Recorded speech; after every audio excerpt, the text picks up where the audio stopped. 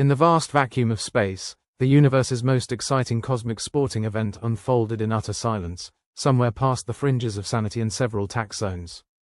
Captain Juno Verick, a woman who had never met a problem she couldn't solve with an excessive amount of sarcasm, floated in the cockpit of her rust bucket ship, the Lost Cause. She squinted at the comms screen, cursing under her breath as the display flickered like an old holo advert for rancid synth burgers. "I swear, if this thing glitches one more time, I'm gonna turn it into a paperweight," she growled, shoving a fist against the console. Beside her, Rax, her perpetually unimpressed engineer, smirked. "Assuming you can find any paper in this godforsaken galaxy," he said, tapping a control to stabilize the visuals. Juno shot him a look that could melt steel or at the very least, mildly inconvenience it. "Rax, remind me why I keep you around." "My charming personality and the fact I can fix anything you break," he replied, deadpan. Their bickering came to a halt as the screen finally stabilized, highlighting something that should not have been there. A ship, drifting lazily near a cosmic sports arena as if it had all the time in the world. Which, given the circumstances, it probably did. "Well, ain't that a sight for sore eyes?" Juno muttered, leaning forward. "The Vigilant Warden. Sounds like a ship with an identity crisis. Or a very boring history," Rax added. The Vigilant Warden looked like it had seen better days, decades ago. Its hull was pocked with holes, and what remained appeared to be held together by sheer stubbornness. As they approached, a flashing holographic sign blinked to life. "Welcome, competitors." Juno snorted. "Great, they think we're here for a laugh. Or a live-action survival horror," Rax said, checking his gear. "Either way, could be fun." They pulled up alongside the ghost ship. The docking clamps groaned as if they were on a diet of sheet metal and bad decisions. Juno suited up, her EVA gear clinging like an overzealous ex. "All right, team," she said, turning to the ragtag bunch behind her, a motley crew that barely passed as professionals. "Let's go see what kind of death trap this bucket wants to drag us into." "Captain, you're always so optimistic," quipped Teller, their navigator, who had a knack for finding trouble and was probably on first-name terms with disaster. "Just trying to keep morale high," Juno replied dryly. "Besides, if something out there doesn't kill us, we might just die of boredom." They entered the Vigilant Warden through an airlock that seemed to operate on the principle of hope and pray. The inside was dimly lit, with corridors stretching out like the intestines of an ancient beast that had long since given up on digestion. "Smells like a spaceport restroom in here," Teller remarked, wrinkling her nose. "You must have a refined palate," Rax said, pulling out a scanner. "I'm getting energy readings all over the place." "Fascinating," Juno said, voice dripping with sarcasm. "Let's find out if they're from the rotisserie chicken we ordered or a deadly alien trap." They moved cautiously, boots clanging against the metal floor. The ship felt abandoned, and the silence only added to the creeping sensation of being watched by something with far too many eyes. "Anyone else feel like we're in a bad holo flick?" asked Thorne, their weapons specialist, who looked like he'd been a bouncer at the universe's toughest nightclub. "If we are, I want royalties," Teller said. Suddenly, lights flickered on, bathing the corridor in a sickly green glow. Panels lit up, scrolling text in a language that was as alien as it was unsettling. "Welcome to the Galactic Games," it read in a particularly enthusiastic font. "Games, huh," Juno muttered, stopping in front of a panel. "I knew we were in trouble when we left the ship without a bingo card." "Games usually have winners," Rax pointed out, "and losers." "Thanks for that uplifting thought," Juno said, pressing a button that blinked invitingly. The screen changed, showing a sprawling arena filled with structures and obstacles designed with a singular purpose: to make anyone stupid enough to try and navigate them wish they hadn't. "Looks like we're participants in the universe's deadliest obstacle course," Teller said, trying to sound cheerful and failing miserably. "Great," Thorne grunted, checking his phaser. "Just what I needed today." "Let's look on the bright side," Juno said, a smirk playing at her lips. "If we play along, maybe they'll give us a trophy. Or a body bag," Rax added. "But hey, who doesn't love a bit of risk now and then?" Before they could delve deeper into the existential horror of their situation, a loud klaxon sounded, the kind that usually heralded doom or lunchtime, depending on context. Doors slid open at the end of the corridor, revealing a massive chamber that looked like the love child of a coliseum and a scrapyard. "And it gets better," Juno said, voice perfectly matching her expression of sarcastic delight. As they stepped into the arena, a holographic announcer materialized above them. It looked like someone had mashed together the likenesses of every cheesy game show host in history and added an unhealthy dose of enthusiasm. "Welcome, Earthlings, to the Galactic Games," the announcer boomed, arms wide in a gesture of welcome that felt more like a threat. Why do I get the feeling we're not going to be signing autographs after this? Teller whispered. Because nobody actually survives this sort of thing. Rax replied. Shush, children, Juno said, eyes on the hologram. Let's hear what Mr. Overcompensating Ego has to say.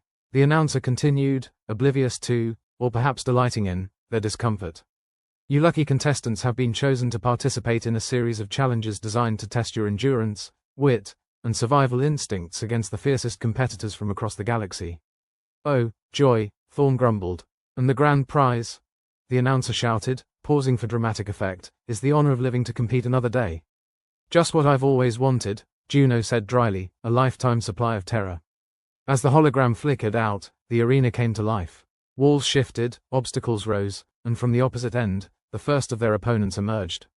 Hulking, armored figures that looked like someone had decided to play God with the worst parts of a nightmare. Well, Juno said, drawing her sidearm with a flourish. Looks like it's time to remind the universe why humans are such a popular species for extermination attempts. Don't forget, we've got a reputation to uphold, Rax said, adjusting his gear. Exactly, Teller chimed in, wouldn't want to disappoint the fans.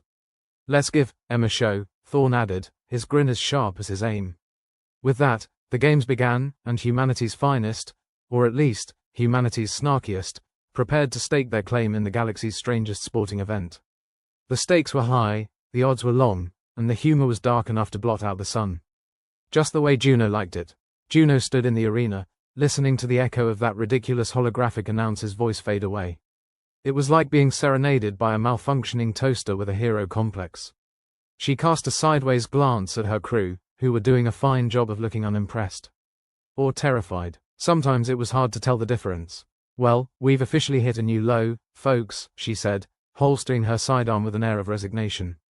I always wanted to compete in sports, but this wasn't quite what I had in mind. Rax, adjusting a belt that seemed to have more gadgets than a paranoid squirrel's stash, shrugged. Look on the bright side. If we survive, we'll have a hell of a story to tell. Or a list of excuses for our next of kin, Teller added, looking over her shoulder at the alien competitors assembling across the arena. They were a varied bunch, ranging from the elegantly lethal Slithrax to the brawny Zipherites, each species with its own flavor of impending doom. Maybe we should introduce ourselves, Thorn suggested, voice dripping with sarcasm. You know, before they introduce us to the afterlife. Juno chuckled, though it sounded more like a cough. Why not? Let's make some new friends before they try to kill us. They started across the arena, trying to exude an aura of confidence that said, we do this sort of thing all the time, rather than, we're in way over our heads and could really use a drink. As they approached, a Slithrak competitor slithered forward. The creature was almost ethereal, its form shifting subtly, like shadows at dusk. Its eyes, however, were sharp and calculating, sizing him up like meat in a butcher shop. Humans, it hissed, the word rolling out like silk over steel. I am Vex of the Slithrax. We have heard your reputation precedes you. Oh, it does, Juno replied, folding her arms with forced nonchalance.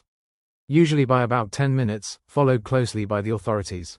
Vex tilted its head, an expression that might have been amusement, or a prelude to violence. We find your unpredictability intriguing. Rax nudged Juno with his elbow. See, told you our charm would work. Charm is one word for it, Juno muttered back, eyeing the Zipherites. They were a mountainous bunch, all muscle and menace. One of them stepped forward, each stride a testament to the floor's structural integrity. I am Gron of the Zipherites, he rumbled, his voice like gravel in a blender. Are all humans so fragile looking? Fragile, Thorn echoed, feigning offense. I'll have you know this is premium grade fragility. Gron squinted, perhaps trying to discern if he'd been insulted. We shall see how your premium fares in the arena. Teller rolled her eyes. Great, we're making friends all over. Next, let's see if we can charm a black hole. Juno held up a hand. All right, enough fraternizing. Let's focus on staying alive, huh? A mechanical buzz filled the air as the arena transformed again, the ground shifting beneath their feet to reveal a labyrinth of obstacles. Some sparkled with ominous energy, others simply looked like they'd bite. Welcome to round one, the disembodied voice of the announcer blared, with all the enthusiasm of a salesman at the end of a long day. Will our contestants survive the maze of death, or will they become just another footnote in our history of glorious battles? Glorious battles, my ass, Juno grumbled, pulling out a map that looked suspiciously like a napkin. All right, team, let's get through this maze with all the grace of a drunk space weasel. They plunged into the maze, ducking under swinging blades and vaulting over pits that promised a swift introduction to sharp rocks below. The air was thick with the hum of energy fields and the occasional curse from Thorn when his foot nearly slipped. "Why do I feel like we're in a giant pinball machine?" Teller asked, narrowly avoiding a spike that shot up from the ground. "Because we're the balls," Rax replied, deftly sidestepping a laser that crackled ominously past his ear. "Try not to get bounced into oblivion." Juno led the charge, trusting her instincts, or perhaps her remarkable ability to brush with danger and come out smirking. They found themselves at a crossroads, one path leading into a tunnel with ominous shadows, the other a brightly lit corridor that seemed too inviting. "Which way, Cap?" Thorn asked, peering into the gloom. "The obvious trap or the obvious trap?" Juno considered both options, then pointed to the tunnel. "Dark and foreboding it is. At least there'll be fewer witnesses if we screw up." They pressed on, the air growing colder and the sound of their footsteps echoing in the damp silence. Juno could almost feel the eyes of their competitors on their backs. Whether they were cheering for them or just waiting to pick off the survivors was anyone's guess. Finally, they burst through into a clearing, the arena opening up around them once more. They'd made it further than she'd dared to hope, though the sight that greeted them didn't exactly inspire confidence. In the center of the arena, a massive alien contraption spun with all the elegance of a drunk octopus. It was a machine from the time of the ancients, an extinct race that had apparently found great amusement in designing challenges to maim and kill.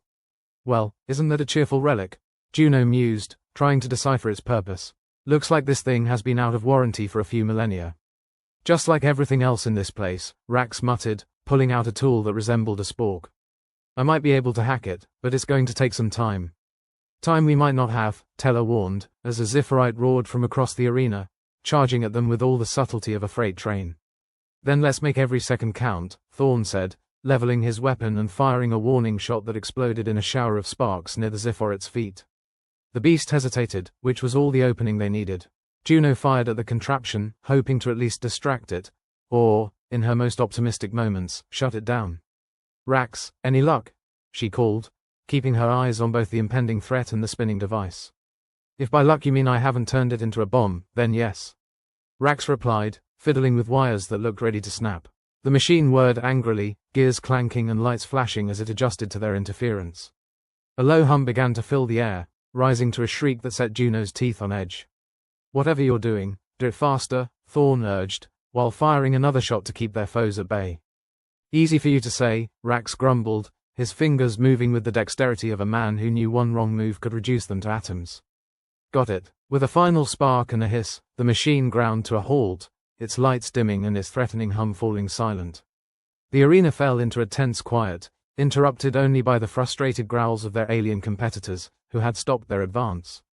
"We did it?" Teller asked, incredulity lacing her voice. "We actually did it?" Juno allowed herself a small, triumphant grin. "Looks like we might just live to see another round." Gron, the Zipherite, gave a grudging nod. "You have proven resourceful humans. Perhaps this will be an interesting contest after all." Vex slithered closer, eyes darting between them and the disabled machine. "I admire your tenacity. It seems there is more to humans than meets the eye." "Yeah, we're full of surprises," Juno replied, brushing dust off her jacket. "Like a box of space rats." The announcer's voice, smugly triumphant as ever, broke the momentary camaraderie. "Congratulations, contestants, you have survived round 1, but remember, the Galactic Games have only just begun. Rest now, for your next challenge awaits." "Rest?" Rax echoed, flopping down onto a nearby crate like a man whose day had been longer than his patience. "Sounds like a luxury. Enjoy it while it lasts," Juno said, taking a seat beside him. "Something tells me we're going to need all the energy we can muster for whatever insanity comes next." The arena lights dimmed to a low glow, casting long shadows as the competitors retreated to their respective corners, each preparing for the next round of madness. Juno surveyed her crew, each one a mix of fatigue and defiant optimism. "Well, team," she said, voice low but laced with determination. "Looks like we're in for the long haul. Let's show these aliens what humans are made of." "Mostly caffeine and bad decisions," Teller mumbled, eliciting a round of weary chuckles. Juno leaned back, eyes on the arena, mind already working through potential strategies and contingencies. The Galactic Games might have been a death trap wrapped in a shiny package, but she and her crew would face it with every ounce of grit, sarcasm, and stubbornness they could muster. "Let's keep them guessing," she said, that familiar fire sparking in her eyes. "Because if there's one thing we're good at, it's surviving against all odds." The rest of the crew nodded, emboldened by their small victory and their captain's unflagging resolve. Whatever the challenge, whatever the risk, they were ready to show the galaxy that when it came to defying expectations, humanity was second to none. Juno woke up with a headache that could have powered a small city and a taste in her mouth that suggested she'd been licking the underside of a rusty space freighter. The artificial lights of their cramped quarters in the arena flickered like a disco on its last leg, casting jittery shadows over her crew. "Well, look alive, team," she groaned, rubbing her temples as she surveyed her merry band of misfits. "It's another glorious day in paradise. Let's see what fresh hell they've cooked up for us today." Rax was already tinkering with a device that, by the looks of it, had more chance of exploding than functioning. "Morning, Cap. Slept like a baby. That's because you drool like one," Teller shot back, adjusting her gear with the enthusiasm of a woman dressing for her own funeral. Thorn yawned, a sound that echoed through the small space with all the grace of a dying womp rat. "Do we even know what today's event is? Please tell me it involves sitting quietly and not dying." "Fat chance," Juno replied, glancing at the comms screen. It flickered to life, displaying the smug visage of the holographic announcer. "Here comes Captain Toaster Oven with the news. Greetings, esteemed contestants," the announcer's voice crackled with fake cheer. "Prepare yourselves for today's event, the skirmish simulations. This VR challenge will test your strategic prowess and adaptability under pressure. May the odds be ever in your favor. May you trip over a power cord," Juno muttered, not bothering to hide her disdain. "These simulations are probably rigged worse than a casino on Dimly Prime." Rax shrugged, his optimism annoyingly intact. "Hey, could be fun. And at least we might not die physically. Mentally, though, all bets are off," Thorn quipped. The crew suited up and trudged to the arena's shimmering entryway, where they were fitted with VR rigs that looked suspiciously like medieval torture devices. Juno adjusted her helmet, trying not to think about how many other sweaty heads had worn it before her. "Ready, Cap?" Teller asked, her helmet slightly askew but otherwise as ready as anyone could be for a make-believe massacre. "Ready as I'll ever be," Juno replied, trying to ignore the ominous hum of the machinery surrounding them. "Let's go show these aliens what humans are made of, mostly caffeine and spite." With a lurch, they were plunged into the virtual world. The arena dissolved around them, replaced by an expansive battleground filled with unfamiliar terrain and strategically placed obstacles. The sky was a swirling mess of colors, like an artist had sneezed on the palette. "Weird, but I like it," Rax commented, poking at a virtual rock that passed for cover. "Focus, Rax," Juno chided. "These games aren't as straightforward as they appear. Expect the unexpected." As if on cue, enemy avatars, each representing an alien competitor, materialized across the field, their features exaggerated and monstrous in a way that screamed, "Programmer with issues." "Looks like we're facing the digital version of a bad acid trip," Thorn remarked, readying his weapons. "Any bright ideas, Cap?" Juno scanned the landscape, her mind working overtime. The aliens were superior in tech, but she had the ultimate ace up her sleeve: human cunning and a talent for improvisation. "All right, here's the plan. We use the terrain to funnel them into choke points. Pick them off one by one. And remember, this isn't just about brute force. We need to outsmart the system. Outsmarting systems is my middle name," Rax grinned, though his confidence seemed to waver when a particularly nasty-looking alien avatar snarled at him. "Then let's move," Juno ordered, leading her crew into the fray. The battle was chaos wrapped in confusion, sprinkled with a liberal dose of, "What the hell just happened?" The alien avatars moved with precision and eerie synchronicity, their attacks relentless and coordinated. "Feels like someone's playing chess and we're just the pawns," Teller said, ducking behind a rock as a bolt of simulated energy sizzled overhead. "Then let's flip the board," Juno replied, firing back with a weapon that, in the real world, would have been considered overcompensating. "Thorn, cover our flank. Rax, can you hack into the system?" Rax was already elbowed deep in virtual wiring, his fingers a blur. "I'm on it, Cap. Just a few more seconds." Seconds felt like hours as the battle raged on. Juno ducked and dodged, her instincts sharp as she led her crew through the chaos. Each decision was a gamble, but she had a knack for making the right ones when it counted. Finally, Rax let out a triumphant whoop. "Got it. I've reprogrammed the system to disrupt their synchronization. They'll be as coordinated as a drunk octopus in a wind tunnel." "Perfect," Juno said, her grin feral as she watched the alien avatars begin to falter. "Let's finish this." With their coordination disrupted, the alien avatars became easy pickings. Juno's crew worked like a well-oiled machine. Or at least a machine with very forgiving tolerances. They drove their enemies back, eventually securing the victory with a combination of ingenuity, teamwork, and a little luck. Simulation over, the announcer's voice boomed as the virtual world faded, leaving them once again in a dingy corner of the arena. Congratulations, humans, you have demonstrated unexpected versatility. Juno removed her helmet, her hair sticking out at odd angles. Unexpected versatility, huh? I'll take that as a compliment, toaster face. The crew shared weary but triumphant smiles, the victory a rare moment of light in the grim monotony of the Galactic Games. Nicely done, everyone, Juno said, clapping Rax on the shoulder. Your hacking skills pulled us through. Rax beamed, though it was clear even he was surprised by their success. Thanks, Cap. Here's hoping the next round is less, head exploding. Teller sighed, leaning against the wall with a half smile. If only. We're still in a cosmic meat grinder with a side of existential dread. But hey, at least we're the best damn meatballs around, Thorn added, his sarcasm a balm to their frayed nerves. As the crew settled down to rest, the reality of their situation set in. The Galactic Games were rigged, their competitors were ruthless, and the odds were stacked higher than a mountain of bureaucratic paperwork. But Juno and her team had something the aliens hadn't accounted for. A stubborn refusal to go down quietly. Rest up, Juno said, her voice firm yet caring. We'll need every scrap of cunning and every ounce of moxie for whatever comes next. The crew nodded, each lost in their thoughts as they prepared for the next round of madness. Juno glanced around, her heart swelling with pride and determination. They might be underdogs, but they had grit in spades and a captain who'd throw herself into a black hole before letting them lose. Let's show this galaxy what we're made of, she murmured, a small smile playing on her lips. Yeah, Rax agreed, already fiddling with another gadget. Caffeine and bad decisions. Exactly, Juno chuckled, closing her eyes for a brief moment of peace in the chaos. As the arena lights dimmed and the artificial night enveloped them, Juno's mind was already racing, plotting their next move. The Galactic Games were a gauntlet of teeth and claws, but she and her crew had a habit of surviving the unsurvivable. And for the first time in a long while, Juno allowed herself a sliver of hope. They were in the thick of it, but they were still standing, still fighting, and as long as that held true, anything was possible. The universe might be a harsh, unforgiving place, but Juno and her crew weren't about to let it grind them down. They'd fight, joke, and snark their way through whatever challenges lay ahead, proving once and for all that humans were more than just the sum of their parts. They were survivors. Survivors with a penchant for gallows humor, a knack for the impossible, and an unbreakable bond forged in the crucible of shared insanity. And if that wasn't enough to win the day, then at least they'd go down swinging, and laughing all the way. The Lost Causes crew sat around the cramped arena quarters, lit by the flickering glow of a neon light that buzzed like a fly with a death wish. Juno leaned back in her chair, the metal creaking ominously under her, and surveyed her crew with her usual blend of sarcasm and reluctant affection. All right, listen up, team, she said, her voice as dry as a desert planet in a heat wave. Apparently, this tournament isn't just about entertainment for our alien overlords.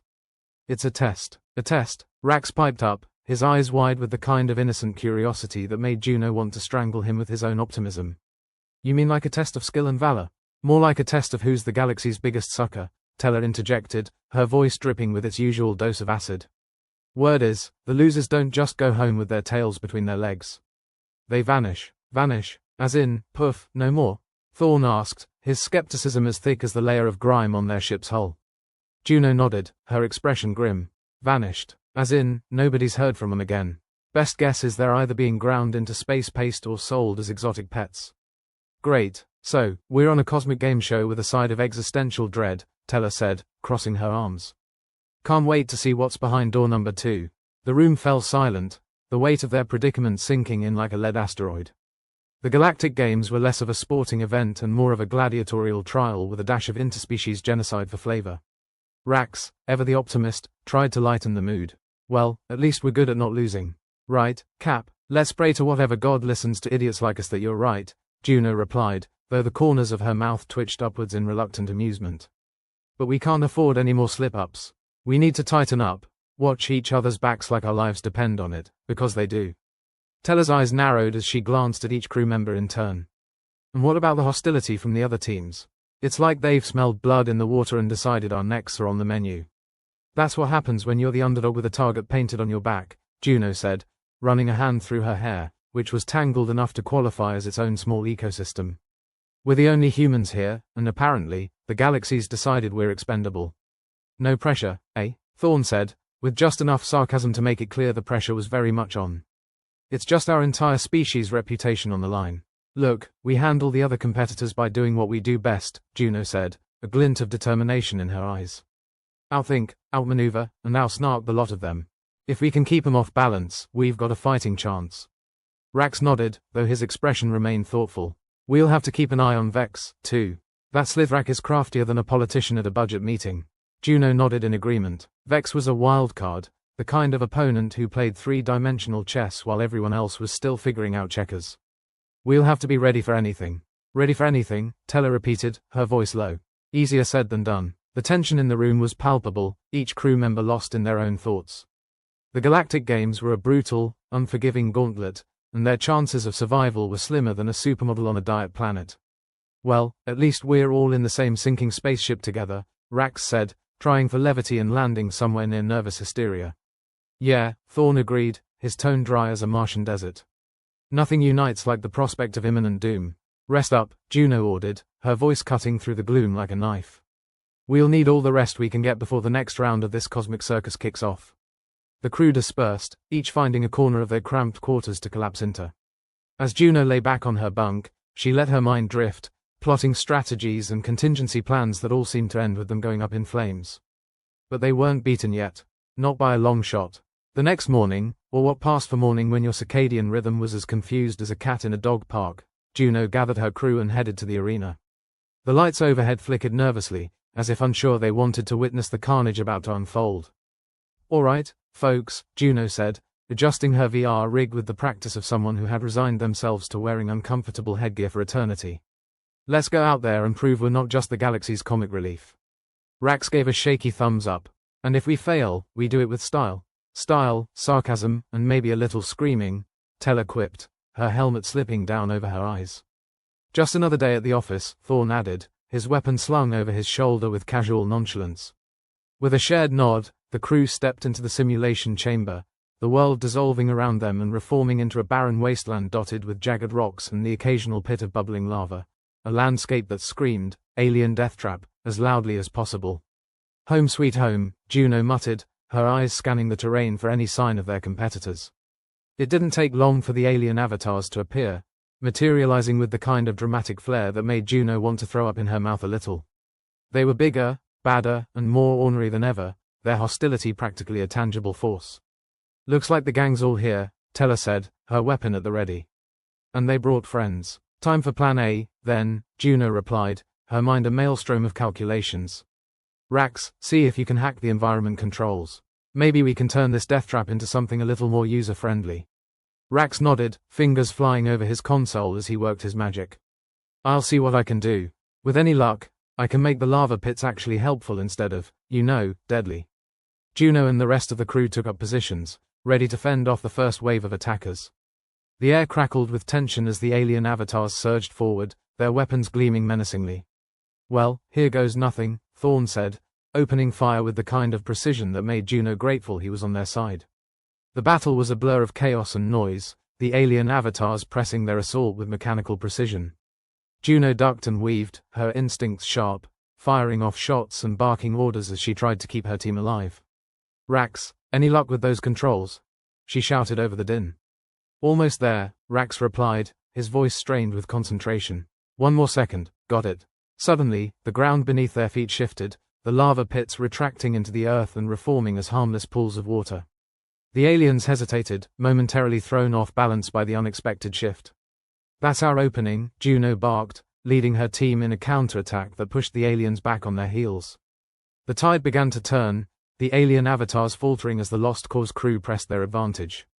Juno's mind whirled with possibilities, her focus laser sharp as she directed her crew with the precision of a maestro conducting a symphony of destruction. But just as victory seemed within reach, they were blindsided. Vex materialized on the field, his avatar a gleaming, ethereal spectre that moved with unnerving grace. He didn't attack, he simply observed, his presence a chilling reminder of the stakes. Vex, Teller said, her voice a low growl. Of course he's here to gloat. Let him watch, Juno said, though her eyes never left Vex's avatar. We're not done yet. The battle raged on, Vex's presence a silent spectre over their every move. Juno could almost feel his calculating gaze, weighing their worth with every decision, every shot fired, every inch gained or lost. Finally, after what felt like an eternity, The alien avatars began to retreat, their forces crumbling under the relentless assault. Juno's team pushed forward, driving the aliens back and securing yet another hard-won victory. Simulation over, the announcer declared, the artificial landscape dissolving around them. Humans, you continue to surprise. Juno removed her helmet, wiping sweat from her brow as she grinned at her crew. Well done, everyone. Turns out we're more than just comic relief. Rax let out a relieved laugh. We're still here, and that's more than I can say for some of our competitors. But for how long? Teller asked, her expression wary. We're winning, but that's only going to make us more of a target. As long as we're breathing, we're fighting, Juno replied, her voice steady and resolved. And we've got more than enough fight left. As the crew regrouped, Juno's thoughts drifted to Vex. The Slithrak had shown his hand, revealing that he was more than just a competitor, he was an observer, a judge, and perhaps the key to their survival. But that was a problem for another day. For now, they were still in the game, still defying the odds, and still very much alive. And as long as they were alive, the galaxy hadn't seen the last of them. Not by a long shot. The arena quarters were about as inviting as an accountant's office at tax time, a cramped, neon-lit hive where sleep was an afterthought. Juno Verick, captain of the Lost Cause, sat on her bed, a creaky relic that protested every time she moved. Not that she cared, the bed was one of her lesser problems, like worrying about a hangnail when you're missing a limb. Rax sat cross-legged on the floor, fiddling with a gadget that looked suspiciously like it might explode at any moment. Did you know, he began, with the optimism of someone who clearly hadn't learned the value of pessimism yet, that a spoonful of sugar can make even the worst medicine go down. Juno snorted. And what, exactly, is our sugar, Rax? I don't remember packing a magical supply of hope. Maybe it's the friends we made along the way. Rax offered, his grin as wobbly as a three-legged dog. Teller, who'd been leaning against the wall with the kind of disdain that suggested she was above physical contact with anything in the room, rolled her eyes. If by friends you mean the folks who'd stab us twice for a sniff of victory, then sure, we're swimming in buddies. Enough, Juno cut in, rubbing her temples as if she could massage out the headache that was their current predicament. We've got our next match against the Krelk tomorrow, and they fight like rabid dogs, just with more appendages and less charm. Charming, Thorn muttered from the corner, polishing his weapon with the reverence a monk might reserve for religious artifacts. Maybe they'll slip on their own drool. Or our blood, Teller quipped. Rax, ever the ray of misguided sunshine, piped up, there's gotta be something we can do. We've come through worse, right? Juno's smile was thin, more a baring of teeth than an expression of joy. Worse, perhaps, but none of those situations involved Vex breathing down our necks like he's waiting to swoop in for the kill. The mention of Vex brought the room to a pause, as effective as a bucket of ice water. The Slithrak competitor was more than an opponent, he was a strategist, a shadow lurking just outside the perimeter, waiting for them to stumble. As if summoned by their collective apprehension, the comms screen buzzed to life, the holographic announcer's voice crackling like a dying star. Prepare for the next event. Thanks, Toaster, Juno muttered, swiping the screen off. We needed the reminder. Don't worry, Cap, Teller said, her voice dripping acid. If we go down, at least wield it stylishly. You mean in flames? Rax asked, the hopeful lilt to his voice suggesting he was still clinging to the notion that things might not be so bad. Right. Like a really spectacular fireworks display, Teller replied. And with that cheerful thought, they dispersed, each finding their own way to cope with the prospect of tomorrow's match. Juno stayed where she was, staring at the ceiling as if it might offer some divine insight. Spoiler, it didn't. The next day, the arena buzzed with the excitement of an impending slaughter. Juno and her crew stood at the ready, VR rigs strapped on like medieval torture devices, because who doesn't love a bit of historical accuracy with their sci-fi deathmatches? All right team, Juno said, her voice steady despite the roiling pit in her stomach. This is it. We can't afford to hold back. Rax nodded, though his fingers twitched nervously. We'll give them hell, Cap. The simulation began, the world around them morphing into a dense jungle, foliage dripping with something that looked suspiciously like acid. The Krelk appeared, their faces twisted in what could have been a smile but was more likely a sneer, as they moved with the kind of grace a bulldozer would envy. Remember, they've got strength, but we've got. Juno's voice cut out as the Krelk charged. Chaos erupted, the Krelk attacking with a ferocity that made a pack of rabid wolves look like a knitting circle. Juno's crew responded in kind, their movements a desperate dance to keep the enemy at bay. Rax, get those drones in the air, Juno shouted, firing at the nearest Krelk. On it, Rax replied, deploying a set of drones that whirred upwards, unleashing a hail of laser fire. Teller was a whirlwind of motion, her sarcasm punctuated by the crack of her weapon. "Heads up, they're flanking on the right," she called, narrowly avoiding a Krex swipe. "Thanks for the heads up, but I could have done without the heart attack," Thorn grumbled, taking aim. For a moment, it seemed they might just hold their ground. But the Krulk were relentless, their numbers and brute force slowly overwhelming the human team. Juno could feel the tide turning, like trying to bail out a sinking ship with a perforated bucket. And then it happened. Dr. Lyra Thane, the crew's medic, went down with a scream that cut through the noise like a blade. A Krulk had landed a lucky hit, and the effect was immediate and devastating. Lyra crumpled, her rig sparking and smoking. "Lyra," Rax yelled, rushing to her side, but Teller held him back. "We can't afford to lose you too," she snapped, her voice harsh but edged with fear. Juno's mind raced. They couldn't lose Lyra, not now. But the Krulk were closing in, and the battle was all but lost. They needed a miracle, the kind that didn't exist outside of fairy tales and bad midday dramas.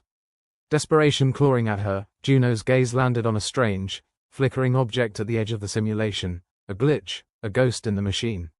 With no better options, she made a split-second decision. "Rax, see if you can interface with that anomaly." Rax hesitated, torn between his crewmate and the captain's command. But in the end, duty won out, and his fingers flew over his console. "I'm on it, Cap. Whatever it is, it's deeply encrypted. Give me a few seconds." They didn't have a few seconds, but Juno didn't say that. Instead, she bought him time the only way she knew how, by throwing everything they had at the Krulk. It was messy and desperate, a last stand that had none of the grace or glory of the history books but all of the reality of warfare. Finally, Rax's voice cut through the din. "Got it. It's an old message, buried deep in the system. Play it," Juno ordered, barely dodging a lethal blow. The holographic space around them shimmered, and an ancient, world-weary voice filled the air. It spoke in a language older than any of them knew, but the system translated it, a message left by a forgotten race about a hidden weakness in the games. But it came with a warning. The solution required a sacrifice, something significant, something no sane person would consider. A choice that could doom them all, or save them. Juno's heart sank. It always came down to this, didn't it? Decisions with the kind of consequences that made you want to crawl into a hole and hide until the universe forgot you existed. "Cap, what do we do?" Rax asked, his optimism finally replaced by the realization that hope might not be enough. Juno looked at her crew, ragged, battered, but still standing. Still hoping, even when it seemed foolish. And she knew what she had to do. "We fight," she said, her voice unwavering. "We fight with everything we have, and we take the gamble. Because we're humans, and we don't know how to quit." The message played on, revealing the details of the sacrifice required. It was an insane plan, the kind you'd think up after a few too many drinks and the dare you didn't have the sense to refuse. But it was their only shot. As the battle continued to rage, Juno steeled herself for what was to come. They'd survived this long by being clever, by being scrappy, and by refusing to bow to the inevitable. And as long as there was a breath left in their bodies, the game wasn't over. Not yet, but the cost was high, the risk monumental. And as Juno prepared to lead her crew into the storm, she knew that this time, not all of them might make it out the other side. Juno Verick stood in the middle of the neon-lit hive they called quarters, her crew scattered around her like debris after a particularly messy skirmish. The air hung thick with the unspoken question that had been gnawing at them since the simulation. What were they willing to sacrifice? "So, let me get this straight," Juno began, rubbing the back of her neck as if she could massage away the tension building there. "The universe expects us to make some grand gesture, to throw someone under the proverbial bus for the greater good. That's the long and short of it," Thorn confirmed, his weapon still in hand as though he'd rather shoot the problem than discuss it. "Well, it could be worse," Rax piped up from his spot on the floor, disassembling and reassembling his gadget, the device looking like it was one bad day away from a cataclysmic meltdown. "At least we have a choice." Teller snorted. "A choice? Between what? Dying now or dying later? It's like choosing between getting punched in the face or kicked in the teeth." Rax shrugged, his optimism stubbornly hanging on by a thread. "It's still a choice." Juno folded her arms and regarded her crew. "This isn't one of those feel-good stories where we save the day by holding hands and singing Kumbaya. This is grim reality wrapped in a bow of cosmic cruelty." "Well, aren't you just a ray of sunshine, Captain?" Thorn quipped, a hint of a grin tugging at his lips. "I aim to please," Juno shot back, her voice laced with sarcasm. "Look, if we're going to beat the Krulk, we need to figure out how this sacrifice thing works without actually, sacrificing anyone." "I think the ancient message was pretty clear," Teller said, her voice sharp enough to cut through the tension. Someone's got to pay the price. Or, Juno countered, we could outsmart the system. This is a game, after all. Maybe there's a loophole. Rax's eyes lit up as if someone had flipped a switch in his head. You mean like a cheat code? Like bypassing the mainframe to trigger conditional obsolescence in the game's algorithms? Sure, if you want to put it in nerd speak, Juno replied, rolling her eyes. No offense, Rax. None taken, he replied cheerfully, as if he'd just been paid the highest compliment. All right then, Juno said, clapping her hands once. Let's get creative. We need to figure out how to turn this sacrifice into a win. Maybe we can't avoid it, but we can dictate how it happens. Tella crossed her arms, her skepticism practically radiating off her invisible waves. And how do you propose we do that? By being human, Juno said, a mischievous glint in her eyes. And by that I mean being unpredictable, stubborn, and a bit reckless. Thorn chuckled. Now that sounds like our wheelhouse. As they brainstormed, throwing ideas around like they were grenades, Juno couldn't help but feel a spark of hope. It was a foolish, fragile thing, but it was there nonetheless. She knew the odds were stacked higher than the debt on a gambling addict's credit card, but damn it, they had one thing the Krulk and Vex didn't: a refusal to play by the rules. The next match day dawned with all the grace of a rusty hatch opening on a pressurized cabin. The arena hued in sickly neon, buzzing with the anticipation of an audience thirsty for blood. Juno and her crew stood ready, their VR rigs strapped on like reluctant partners in a very dangerous dance. Juno addressed her team, her voice as steady as a ship in a storm. Remember, no matter what happens, we stick together. It's the only way we're getting out of this with all our limbs attached. Unless someone volunteers for the ultimate sacrifice, Tella muttered darkly. Not today, Juno said, shooting her a look. Today, we're going to play it smart. And by smart, I mean stupidly dangerous. Ah, a classic human tactic, Thorn said with a wry grin. The simulation began, the world shifting around them into a rocky wasteland dotted with steaming geysers and treacherous cliffs. The Krulk appeared, their extra appendages flailing ominously as they advanced with that bulldozer grace they seemed to favor. All right, Rax, get those drones in the air, Juno commanded. On it, Cap, Rax replied, his fingers flying over the controls.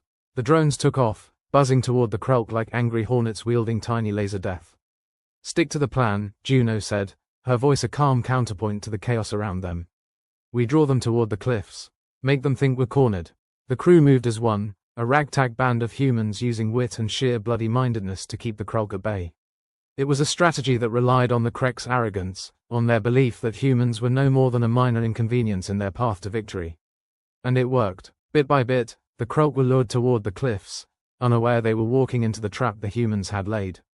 The cliffs are primed, Rax reported, his grin as wide as a Cheshire cat in a creamery.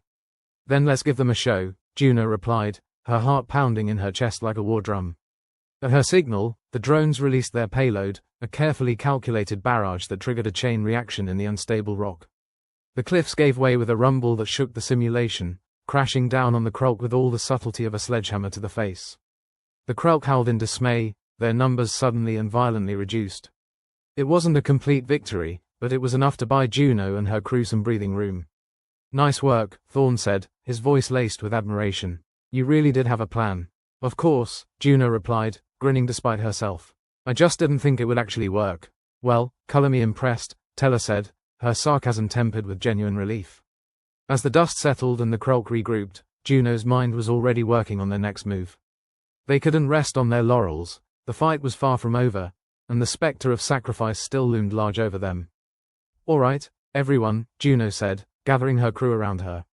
We've bought ourselves some time. Now we need to figure out the rest of the cryptic message. There's got to be something we missed. Rax was already on it, his fingers flying over his console as he dug deeper into the system.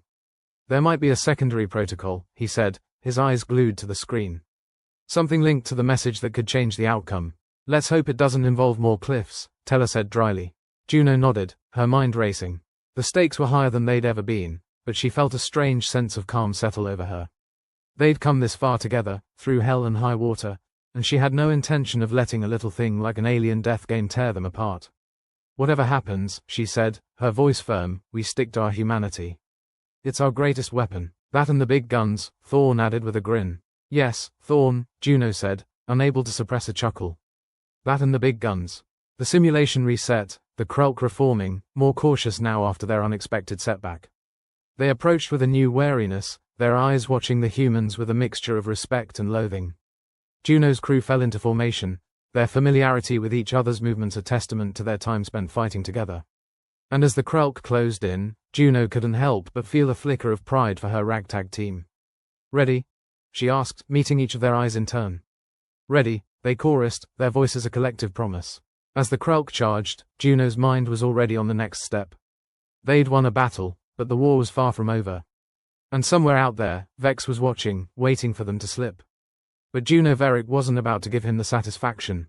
Not today. With a yell, she led her crew into the fray, their determination as fierce as any weapon.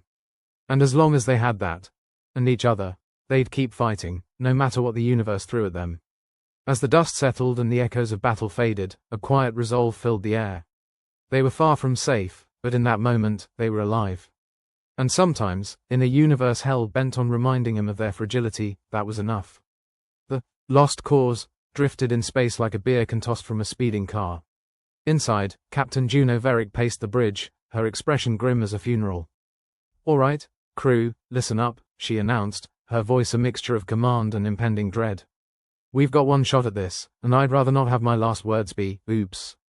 Rax, still fiddling with his gadget like a kid with a death wish, nodded enthusiastically. "What's the plan, Captain? I'm all ears, assuming they haven't been blown off by one of my own inventions." Juno shot him a look that suggested she was considering which airlock to throw him out of. "The plan is simple. We make the aliens wish they'd never heard of humanity. We fight like hell, risk everything, and maybe, just maybe, scare them into submission." Tella leaned back in her chair, her skepticism so thick it could have been cut with a dull spoon. "You want us to scare the Krelk? The same Krelk who eat fear for breakfast and wash it down with a shot of terror?" Thorn, ever the optimist in a world gone to hell, cracked his knuckles. "I like it. Let's make them choke on their own overconfidence." "That's the spirit," Juno said, half sarcastic, half serious. "Rax, your drones are our ace in the hole. Figure out how to make them do something unexpected." Rax grinned, the kind of grin that usually preceded catastrophic property damage. "I've got some ideas. None of them safe, all of them awesome." "Perfect," Juno replied. "Now, here's where it gets sticky. We need to act like we're going to sacrifice someone. Make it look real enough to fool the Krelk and Vex, but we don't actually go through with it." Thorn raised an eyebrow. "And how do we do that without ending up as space paste?" "With a little human ingenuity and a lot of bluffing," Juno said, her eyes gleaming with mischief. "We'll make it look like we're going to send one of us into the gauntlet. Meanwhile, Rax's drones will deploy a holographic decoy. It'll be risky and require perfect timing." "Risky? More like suicidal," Tella muttered. "But I guess that's our specialty." "That's why it's going to work," Juno said, feigning confidence she didn't quite feel. "We show them we're willing to do the unthinkable for each other." Rax was already knee-deep in wires, his hands a blur of activity. "I can rig the drones to project an image. But we'll need to make it convincing enough to buy us time." Thorn cracked his knuckles again, a habit that spoke of barely restrained aggression. "You just give the word, Captain. I'm ready to do whatever it takes." "Good," Juno said, "because this is an all-or-nothing play. We win, or we become just another ghost story." The crew fell silent, the weight of their predicament pressing down like a lead blanket. Yet despite the gravity of their situation, there was a shared understanding, a grim camaraderie that only those who had faced death together could know. The holographic announcer crackled into life on the comms screen, its voice a grating mixture of static and exaggerated bravado. "Final match. The Lost Cause versus the KRELK. Beginning in 10 minutes. Looks like showtime," Juno remarked, her tone a mix of resignation and steely determination. "Let's give them a performance they'll never forget." The arena hummed with anticipation, the crowd eager for blood. Juno and her crew donned their VR rigs, the devices clamping down with a familiar, uncomfortable snugness. It felt less like preparation for battle and more like strapping oneself into an electric chair. The simulation whirred to life, transforming the world around them into a hellscape of jagged rocks and seething lava flows. The Krelk emerged, snarling and snapping, their eyes gleaming with the promise of violence. "All right, team," Juno said, her voice a calm center in the storm. "Remember the plan. Stick together, make it look real, and pray Rax's drones do their job." As the Krelk charged, Juno led her crew into action. They moved with a precision born of desperation, each step calculated to draw the aliens into their trap. Thorn met the first Krelk head-on, his fists a blur of defiance. "Come on, you oversized pincushion," he shouted, the battle-hungry grin never leaving his face. "Rax, now," Juno called, as Thorn and Teller kept the Krulk occupied. Rax triggered the drones, their tiny forms zipping around like angry wasps. They projected a shimmering illusion, a human figure, arms wide, as if embracing the inevitable. For a moment, the Krulk hesitated, confusion flickering in their multiple eyes. It was all the opening the crew needed. Go, go, go, Juno barked, her voice cutting through the chaos.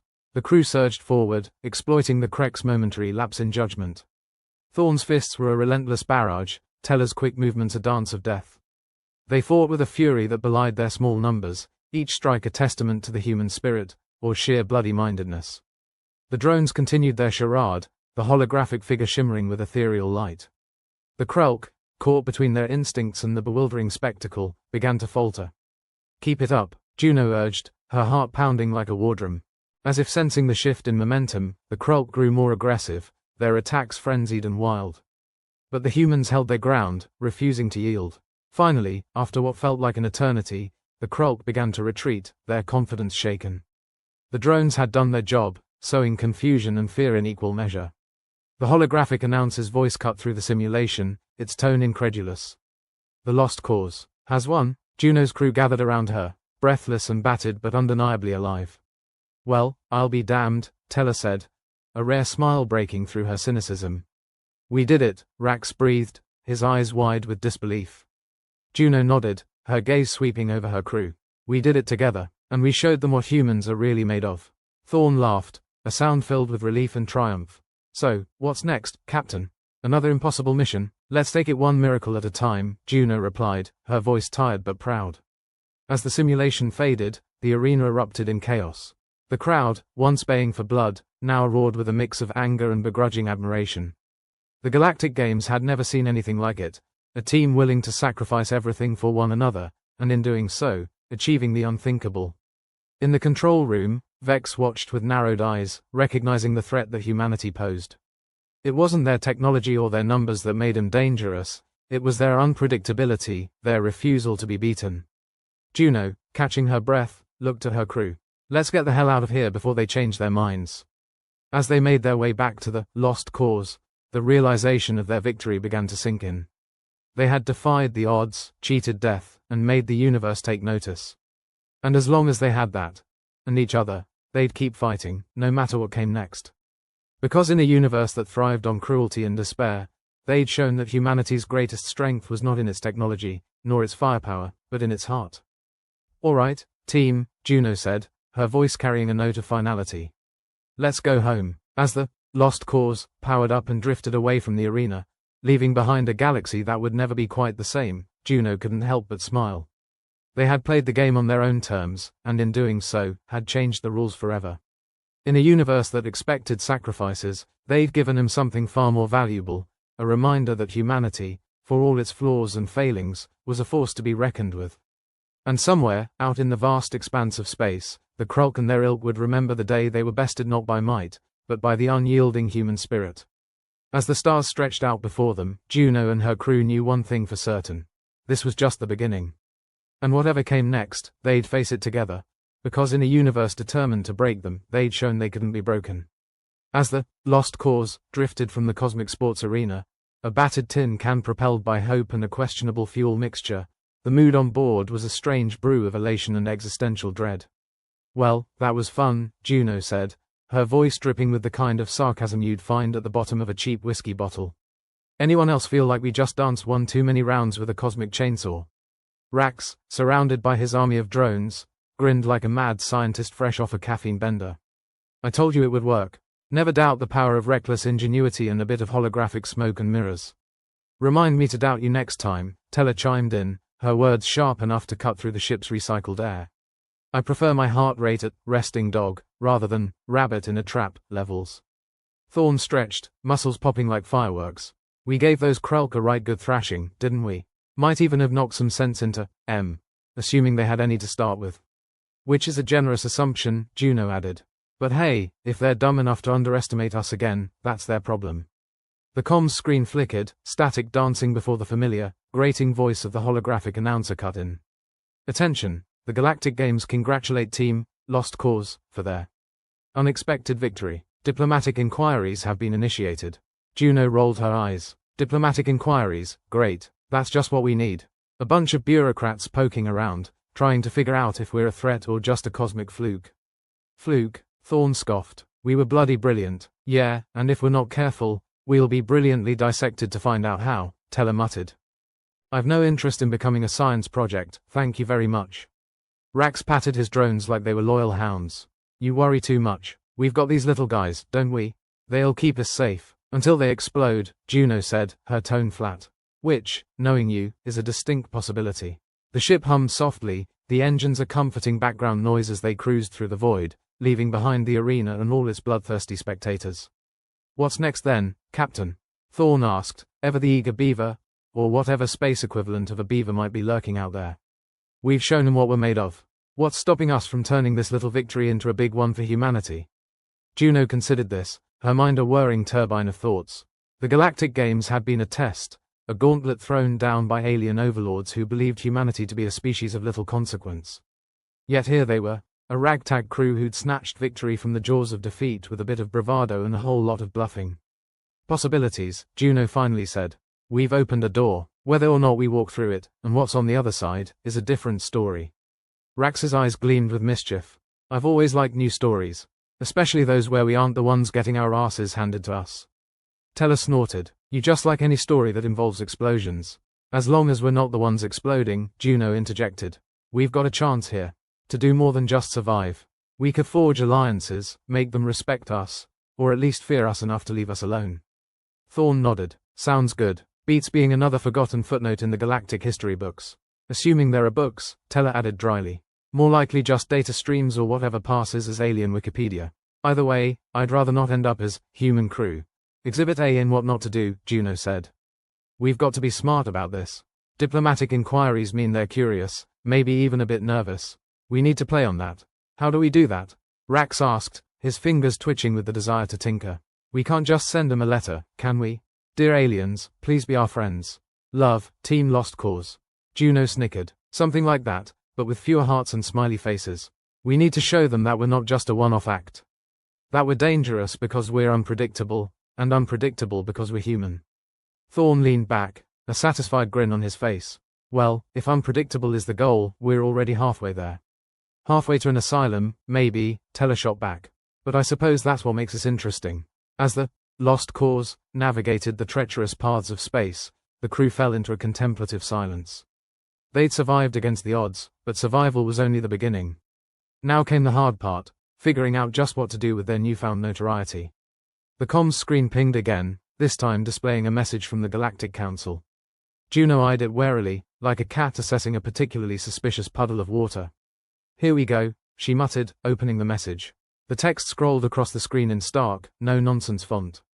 To Captain Juno Verik and crew of the Lost Cause, congratulations on your victory. We would like to extend an invitation to discuss potential collaboration opportunities. Please respond at your earliest convenience. Thorn whistled low. Well, that's not something you see every day. Depends on what you consider every day, Rax pointed out. This might be the norm for galactic superstars like us. Teller snorted again. Superstars, my foot, more like interstellar pests. But hey, if they want to talk, maybe we can spin this into something good. Juno nodded slowly, her mind already racing. We'll have to play it smart, keep our cards close to our chest. If we can leverage this right, maybe we can get something out of it. Access, information, maybe even tech. And if they decide they've had enough of our antics? Teller asked. Juno shrugged, a smile tugging at her lips. Then we'll do what we do best, make a run for it and hope Rax's drones can cover our retreat. Sounds like a plan, Thorn said, his fist pounding the armrest in a mimic of his usual battle enthusiasm. Whatever happens, it's bound to be interesting. Interesting is one way to put it, Rax added, a glint of excitement in his eyes. I've got a few tricks left up my sleeve. I'm sure you do, Juno replied, her tone a mix of affection and exasperation. Just try not to blow us all up this time. The crew shared a laugh, the tension of the past days easing into something more manageable, more hopeful. They'd faced down the arena and come out victorious. What was a little diplomacy compared to that? As the Lost Cause continued its journey through the stars, Juno couldn't help but feel a sense of growing anticipation. They'd proven themselves on the field of battle, but now came the true test, one of wit, negotiation, and perhaps a little deception. The universe is watching, Juno said, more to herself than anyone else.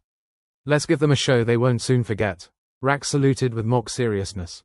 Aye, Captain. Team Lost Cause, ready for action. Teller rolled her eyes but smiled. Just remember, we're not invincible. Not invincible, Juno agreed, but certainly unforgettable. Thorn grinned, his eyes alight with the thrill of the unknown. Unforgettable sounds good to me.